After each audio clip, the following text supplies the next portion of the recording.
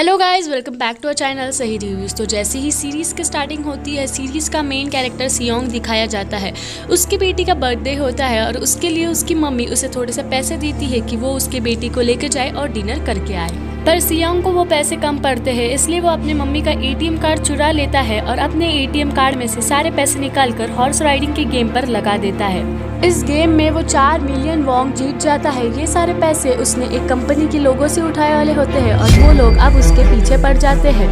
आखिर वो लोग सियोंग को ढूंढ लेते हैं और सियोंग को बहुत मारते हैं। और जब सियोंग उनके पैसे देने के लिए अपनी जेब चेक करता है तो वो देखता है कि उसके जेब में तो पैसे है ही नहीं। तो उसे याद आता है जब वो इन लोगों से बचने के लिए वहाँ से भाग रहा था तो वहाँ वो एक लड़की से टकराया था और शायद उसी लड़की ने उसकी जेब काट ली थी। सियोंग के बहुत गिड़गिड़ाने के बाद वो लोग उसे 1 महीने की मोहलत देते हैं कि तू पैसे लौटा दे। उसके बाद सियोंग कहीं से पैसे जमाता है और अपनी बेटी को डिनर पर लेके जाता है।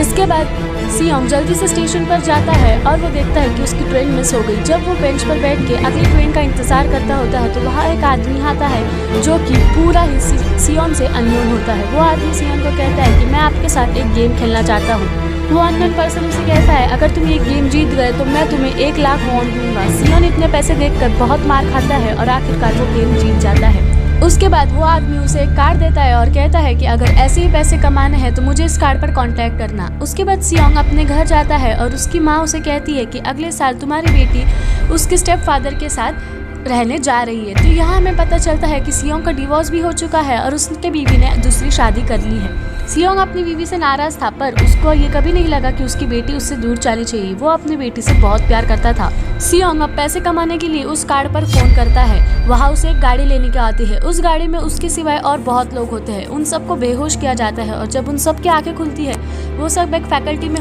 456 लोग थे जो कि एज अ प्लेयर खेल रहे थे क्योंकि उन्होंने सेम यूनिफॉर्म्स पहने थे। इन लोगों को मॉनिटर करने वाला एक आदमी था जो कि सबसे अननोन था।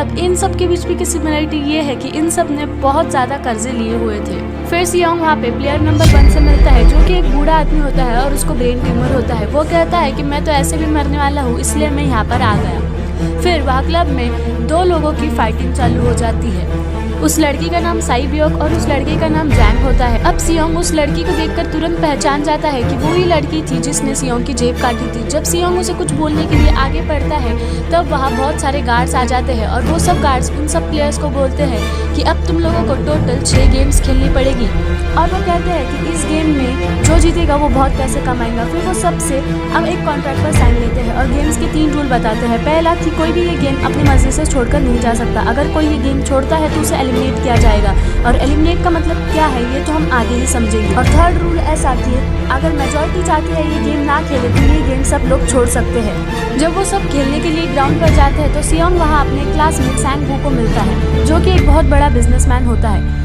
इस पहले गेम का रूल बहुत ही सिंपल होता है। एक डॉल होती है, जब तक वो गाना गाएगी आपको आगे बढ़ना है और जब वो गाना गाना बंद कर देगी आपको रुक जाना है। अगर तब भी कोई हिला तो फिर वो एलिमिनेट हो जाएगा। वो गेम स्टार्ट होता है। पहले तो ये लोग उस गेम को एज अ प्रैंक लेते हैं पर जब एक आदमी सच में हिल जाता है उसे गोली से उड़ा देते हैं और तब वो लोग सब बहुत डर जाते हैं और समझ जाते हैं कि हम सब बहुत बड़े खतरे में हैं और वह बहुत ही पैनिक मच जाता है। और यही पैनिक मचने की वजह से वहाँ से बहुत लोग भागते हैं और जो लोग हिलते हैं और भागते हैं उन लोगों को शॉट कर दिया जाता है।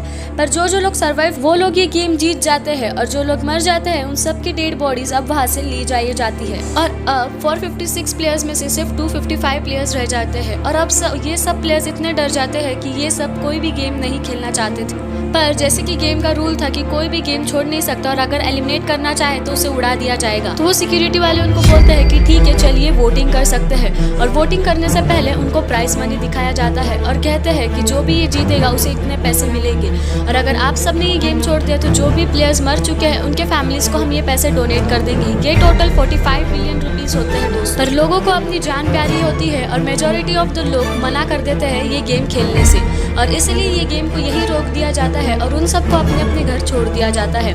फिर सियोंग अगले दिन पुलिस स्टेशन में जाता है और पुलिस को ये सारी बातें बताता है पर वो सब सियोंग का यकीन नहीं करते हैं और उसे ही पागल समझते हैं। फिर जब वो सियोंग घर पर जाता है तो वो अपनी मदर को ढूंढता है पर उसकी मदर वहाँ नहीं मिलती। जब सियोंग मार्केट में जाता है तो वो देखता है कि उसका क्लासमेट अपनी मदर को छुप छुप कर देख रहा है।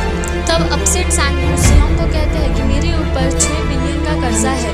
मैंने ये पैसे लोगों से लिए थे और सारे शेयर मार्केटिंग में वो सारे पैसे अब डूब गए हैं। तभी सियोंग को हॉस्पिटल से एक कॉल आता है और उस कॉल में बताया जाता है कि उसकी माँ के पैर को बहुत ज़ोर से कुछ तो लग गया है और वो इंजर्ड है, पर उसकी ट्रीटमेंट नहीं हो सकती क्योंकि उनके डायबिटीज़ की ट्रीटमेंट भी बंद है और डायबिटीज़ की वजह से उनका पैर ज़्यादा जख्मी हो चुका है। सियोंग जब डॉक्टर से पूछता है कि ये कैसे ठीक होगा तो डॉक्टर कहते हैं कि हमें पैर काटना पड़ेगा वरना जान जा सकती है और इसमें बहुत पैसे लगेंगे। और जाहिर सी बात है सियोंग के पास उतने पैसे नहीं थे और सियोंग ने तो अपनी मम्मी का एटीएम कार्ड में से भी सारे पैसे निकाल लिए थे। फिर सियोंग जाता है अपनी एक्स वाइफ के पास पैसे मांगने के लिए, पर उसकी एक्स वाइफ मना कर देती है।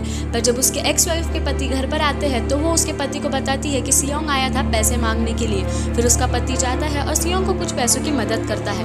वो पैसे तो देता है पर उसे कहता है कि मेरी बेटी से दूर रहो और सियोंग उसे बहुत मारता है और ये सब उसकी बेटी भी देख लेती है। सियोंग का एक दोस्त अपने बॉस से पैसे मांगता है और उसका बॉस उसे पैसे देने से मना कर देता है और वहाँ उसकी वजह से उन लोगों में फाइट शुरू हो जाती है। उस फाइट के दौरान उस बॉस का हाथ एक मशीन में चले जाता है और इसका फायदा उठाते हुए वो आदमी वहाँ से पैसे लेकर भाग जाता है। वो पैसे अपने वाइफ को देता है और कहता है कि ये पैसे लो, फ्लाइट करो और यहाँ से भाग जाओ। फिर हमें बताई जाती है साई ब्यूक जो कि एक एजेंट से पैसे मांगने जाती है क्योंकि उसको उसके मदर को साउथ से नॉर्थ में लाना था और उसके लिए जाहिर सी बात है बहुत पैसों की ज़रूरत थी।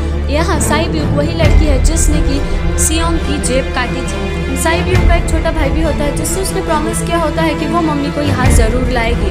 फिर उसके बाद हमें दिखाया जाता है कि एक ऑफिसर जिसका भाई बहुत दिनों से गुमशुदा था यानी कि मिसिंग था, वो उस मिसिंग भाई को ढूंढने के लिए उसके घर में जाता है। तो वो घर वाली कहती है कि वो आदमी बहुत दिनों से यहाँ भी नहीं आया। जब वो घर की तलाशी लेता है तो उसे वो एक कार्ड मिलता है जो कि उसने पुलिस स्टेशन में देखा था जो कि सियोंग के पास था। तो फिर वो पुलिस ऑफिसर सियोंग के पास जाता है और सियोंग को इस कार्ड के बारे में पूछता है, पर सियोंग उस ऑफिसर को कुछ नहीं बताता। अब जब सियोंग वापस अपने घर जाता है तो उसे वापस वो कार्ड मिल जाता है और अब सियोंग तय कर लेता है कि उसे वो गेम खेलना था, इसलिए सारे प्लेयर्स को वापस एक शिप के पास ले जाया जाता है। इधर ही वो ऑफिसर भी उन सब के साथ उस शिप पर आ जाता है और एक गार्ड को मारकर पानी में फेंक देता है। अब इन सारे प्लेयर्स को उस जगह पर लेके जाते हैं जहां उन्हें पहले लेके गए थे और अब इन प्लेयर्स को कुछ भी पता नहीं होता कि अगला गेम क्या होगा और उसे कैसे खेलना है। सारे प्लेयर्स की यहाँ एक टीम बना देते हैं। रात को साई ब्यूक और उसकी एक फीमेल फ्रेंड वॉशरूम को जाते हैं। गार्ड से बचते हुए वो उस फैसिलिटी को एक्सप्लोर करना चाहते थे और एक्सप्लोर करते हुए वो देखते हैं कि गार्ड्स कुछ बड़े बड़े बर्तनों में कुछ तो पका रहे हैं। उसी दौरान एक गार्ड को शक हो जाता है और एक गार्ड वॉशरूम के पास चक्कर मारने आ जाता है। तब तक साई ब्यूक वहाँ से निकल जाती है। साई ब्यूक अपनी फीमेल फ्रेंड को ये सारी बात बता देती है। तभी साई ब्यूक की और उसके फीमेल फ्रेंड की सारी बातें सुन लेता है और साई ब्यूक उसे सारी बातें बता देती है। फिर सारे प्लेयर्स को प्लेग्राउंड पे ले जाया जाता है और उनमें 4 शेप्स में से एक शेप को चुनने को कहते हैं। तभी यहाँ सांगवू को सारी बातें समझ जाती है और वो सबको बता देता है कि गेम होती है कि हमें एक शेप को चूज़ करना है और हमें एक बर्तन में ऐसी एक चीज़ दी जाएंगी जिसमें वो शेप निकाला हुआ होगा और हमें उस शेप को बिना डैमेज करे वहाँ से बाहर निकालना है। अगर किसी ने वो शेप को डैमेज कर दिया तो वो हमें एलिमिनेट कर देंगे यानी कि हमें गोलियों से मार देंगे। यहाँ पर सांगवू का तो हो जाता है लेकिन सियोंग इस गेम से इतना डर जाता हुआ होता है कि उसके हाथ थर-थर कांपते होते हैं और पर कुछ न कुछ करके वो ये गेम भी जीत लेता है और अपनी जान बचा लेता है। फिर इन सब प्लेयर्स को वापस अपने रूम में ले जाया जाता है जहाँ पे सब प्लेयर्स आए थे 187 और अब इस गेम के बाद प्लेयर्स बचे थे सिर्फ 108। इसके बाद उन सबको खाने के लिए लेके जाया जाता है। खाने की जगह पे जैंग एक लड़के को इतना मारता है कि उसकी जगह पर ही मौत हो जाती है। खाने की वजह से इन लोगों में बहुत झगड़े होने शुरू हो जाते हैं। इन सारे प्लेयर्स के साथ एक डॉक्टर था और ये डॉक्टर उन गार्ड से मिला हुआ था, इसलिए जब भी डेड बॉडीज़ को ले जाया जाता था वो डेड बॉडीज़ को वाइप करके लेके चले जाते थे। वो लोग इन सारे डेड बॉडीज़ के ऑर्गन्स निकाल के चाइनीज़ लोगों को बेच दिया करते थे और इसीलिए ये गार्ड्स उस डॉक्टर को पहले ही गेम बता देते थे और उसे हमेशा जिता देते थे।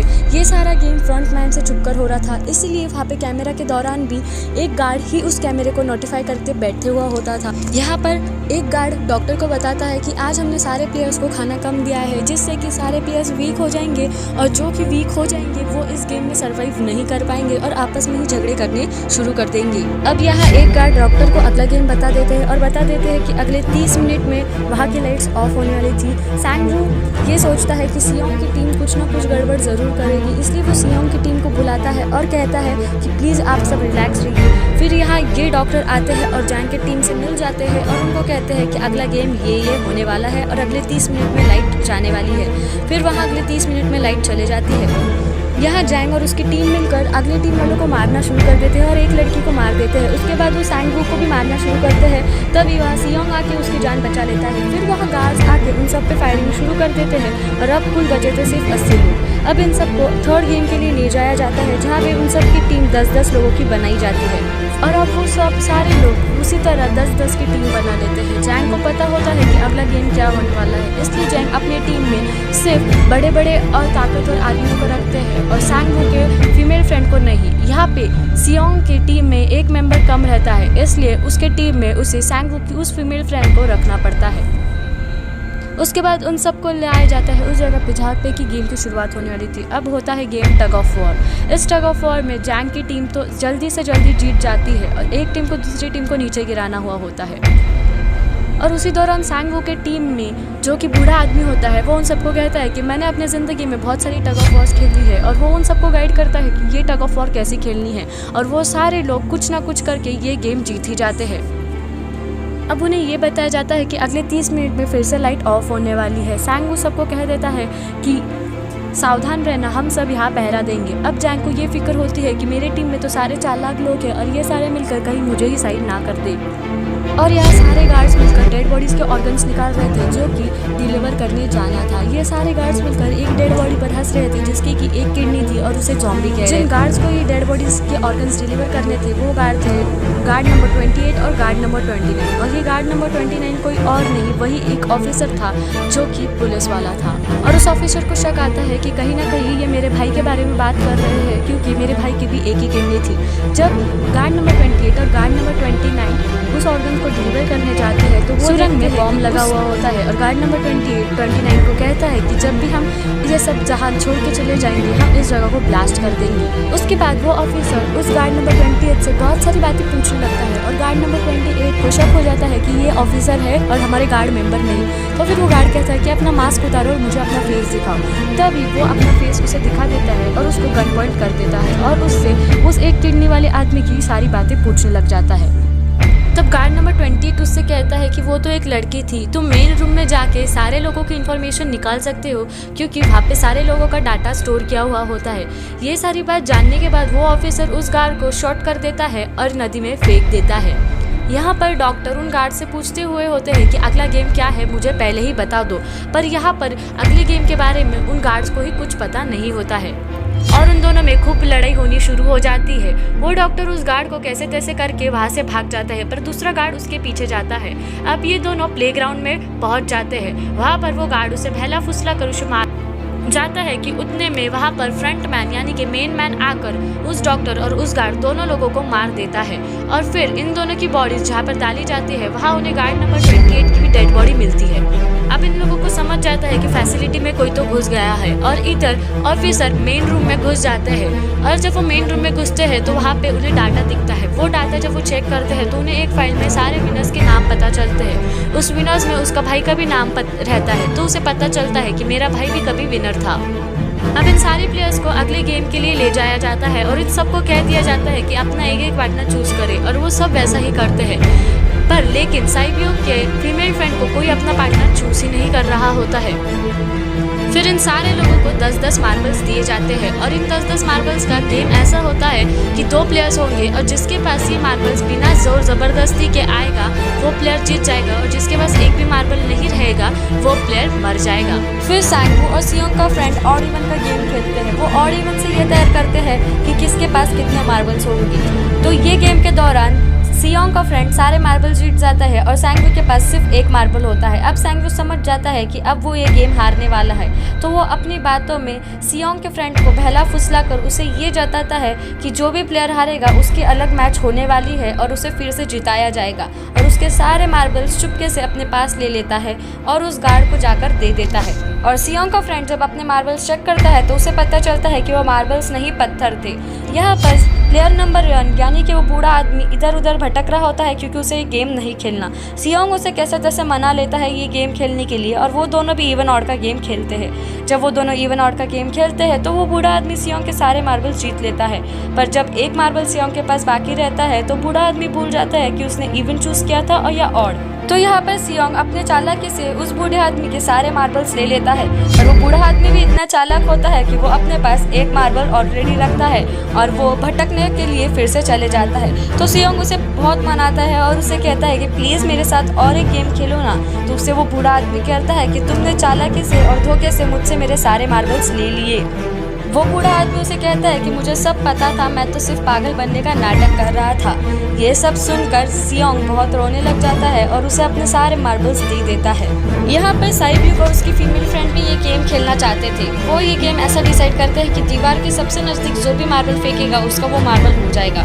साइब्यूक अपने मार्बल्स फेंकने लगती है, पर जब उसकी फ्रेंड मार्बल फेंकती है तो वो बस करीब ही नीचे फेंक देती है। जब साइब्यूक उसे कहती है कि फिर से उठाओ और फिर से खेलो, तो उसकी फ्रेंड कहती है कि नहीं साइब्यूक, अगर मैं मर गई तो मेरे पीछे कोई नहीं है और किसी को कोई फर्क नहीं पड़ेगा, पर अगर तुम मर गई तो ये बात अच्छी नहीं होगी।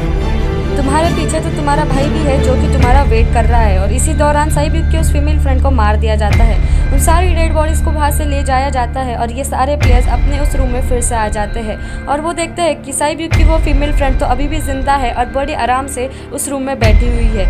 ये साइब्यूक की फीमेल फ्रेंड जैंग की भी फ्रेंड होती है, पर लेकिन किसी कारणों की वजह से उन दोनों के बीच में क्लैश हुआ होता है। तो साइब्यूक की ये फीमेल फ्रेंड जैंग को बुली करने लगती है और दूसरी तरफ उस ऑफिसर की आईडी कार्ड उन सारे गार्ड्स को मिल जाती है और वो फ्रंटमैन को दे देते हैं। पर तभी और 5 वीआईपी मेंबर्स वहां आ जाते हैं और फ्रंटमैन उन सबको लेकर मेन रूम में जाता है। तब हमें पता चलता है कि फ्रंटमैन ये बात किसी को बता रहा होता है और ये फ्रंटमैन से भी मेन आदमी कोई तो होता है। ये कौन है ये हम स्टोरी में आगे जानेंगे। अब इन सबको अगले दिन 5वें गेम के लिए ले जाया जाता है जहाँ की 16 नंबर्स होते हैं और उन सबको एक नंबर चूज करना होता है। उस नंबर का मतलब ये होता है कि जो भी नंबर के हिसाब से उनकी टर्न। अब यहाँ सियोंग बहुत ही कंफ्यूज हो जाता है क्योंकि जब वो नंबर चूज करने जाता है तो वहाँ सबसे पहला और आखिरी नंबर रहता है। जब वो पहले नंबर को चूज करने हुआ होता है तो उसके दिमाग में आता है अगर मैं पहला नंबर चूज करूंगा तो मैं फंस जाऊंगा क्योंकि मुझे गेम की बात पता नहीं चलेगी और मैं मर जाऊंगा। तभी वहाँ एक आदमी आता है और वो सियोंग को कहता है कि मुझे पहला नंबर चाहिए क्योंकि मैं कभी भी अपनी जिंदगी में फर्स्ट नंबर पे नहीं आया।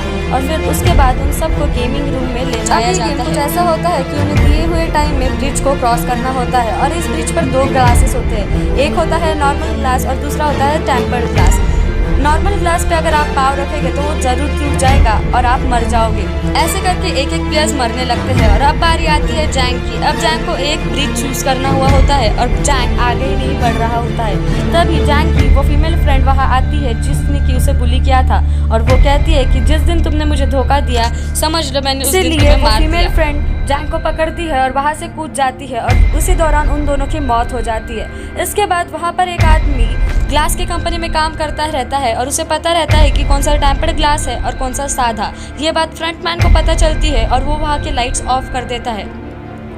इसीलिए सैंगवू उस आदमी को धक्का दे देता है और उन्हें पता चल जाता है कि असली ब्रिज कौन सा है। और सैंगवू और साइब्यूक उस टाइम में वो ब्रिज क्रॉस कर लेते हैं, पर ब्रिज टूटने की वजह से साइब्यूक को बहुत सारी चोटें आ जाती हैं। उसी दौरान वीआईपी के पास गार्ड के रूप में जाता है एक ऑफिसर और उस वीआईपी को उस गार्ड पर शक होता है और वो कहता है कि तुम अपना मास्क उतारो। तो वो ऑफिसर कहता है कि मैं मास्क उतारूंगा पर अंदर जाकर। तो फिर वो वीआईपी और वो ऑफिसर अंदर जाते हैं। जब वो अंदर जाते हैं तो वो वीआईपी को ऑफिसर बेहोश कर देता है और ये बात फ्रंटमैन को पता चल जाती है। और फिर फ्रंटमैन और कई गार्ड्स उस ऑफिसर को ढूंढने चले जाते हैं। वो ऑफिसर कैसे तैसे आइलैंड पर पहुंच जाता है पर वो सारे लोग वहां पर पहुंच जाते हैं। वो ऑफिसर आइलैंड पर पहुंचकर अपने सीनियर्स को कॉल लगाने की कोशिश करता है पर वहां नेटवर्क नहीं होता और वो किसी से कांटेक्ट नहीं कर।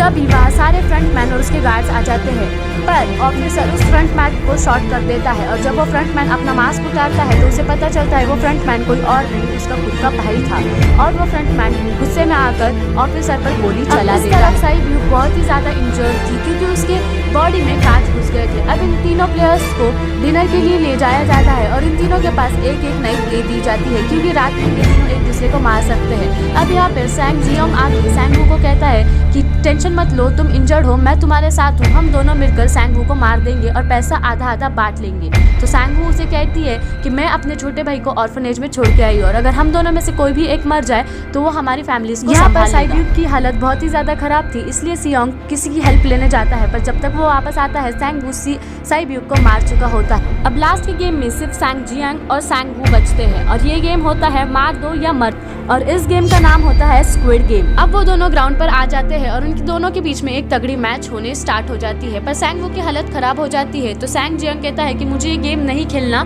मुझे ये गेम यही क्विट कर देना है, पर सैंगवू खुद ही खुद को मार देता है और सैंग जियांग खुद जीत जाता है। फ्रंटमैन सैंग जियांग को कहता है कि तुम बहुत अच्छे खेले, पर मुझे तुमसे ये उम्मीद नहीं थी, और उसे उसके घर छोड़ दिया जाता है। जब वो एटीएम कार्ड खोलता है तो उसे पता चलता है कि वो सारे पैसे उसके अकाउंट में आ गए हैं। जब सियोंग अपने घर जाकर चेक करता है तो उसे पता चलता है कि उसकी मॉम की डेथ हो चुकी है। और उसके बाद हमें 1 साल के बाद का सीन बताया जाता है। उस 1 साल के बाद के सीन में हमें पता चलता है कि सियोंग की हालत बहुत ही खराब होती है और सिंग जियांग नशा करना शुरू कर देता है और उसने उस एटीएम में के 1 रुपए भी यूज नहीं किए होते हैं। तब उसके पास एक औरत आती है और उसे वो वही कार्ड देती है। जब वो कार्ड देखता है, उस एड्रेस पर जाता है, तब उसे पता चलता है कि ये किया धरा किसी और का नहीं, उसी प्लेयर नंबर 1 का है, जो कि वो बूढ़ा आदमी था। फिर वो बूढ़ा आदमी सैंग जियांग को उस गेम के बारे में बताता है और कहता है कि ये गेम मैंने अपने एंटरटेनमेंट के लिए बनाया था, अपने क्लाइंट्स के साथ मिलकर। मैं लोगों को मरता हुआ देखकर खुश होना चाहता था, पर मैंने किसी को मरने पर मजबूर नहीं किया था, सब अपनी मर्जी से आए थे। और उसे कहता है कि तुम्हारे पास जो भी पैसे है वो सब मैंने ही दिए हैं, और ये कहकर वो मर जाता है। उसके बाद सियोंग जाता है सैंगवू के छोटे भाई के पास और सैंगवू के मदर के पास। वो उसके मदर को बहुत सारे पैसे देता है और कहता है कि इस छोटे बच्चे का ख्याल रखना प्लीज। फिर सियोंग स्टेशन पर दिखाया जाता है और उसे स्टेशन पर वही आदमी मिलता है जो उसे मूवी के स्टार्ट में मिला था। वो सियोंग उस आदमी का बहुत पीछा करता है, पर वो आदमी ट्रेन में चढ़कर चले जाता है। सियोंग जब उस कार्ड पर दिए हुए नंबर पर कॉल करता है और उन्हें पूछता है कि कौन हो तुम लोग और ये सब क्यों कर रहे हो, तो आगे से रिस्पॉन्स आता है कि सियोंग अगर जिंदा बचना है तो चुपचाप प्लेन में चढ़ो और चले जाओ यहाँ से। और फिर इस सीरीज के एंड हो जाती है दोस्तों। थैंक यू फॉर वॉचिंग दोस्तों। अगर हमारा वीडियो अच्छा लगे तो प्लीज़ लाइक शेयर और कमेंट ज़रूर कर देना है।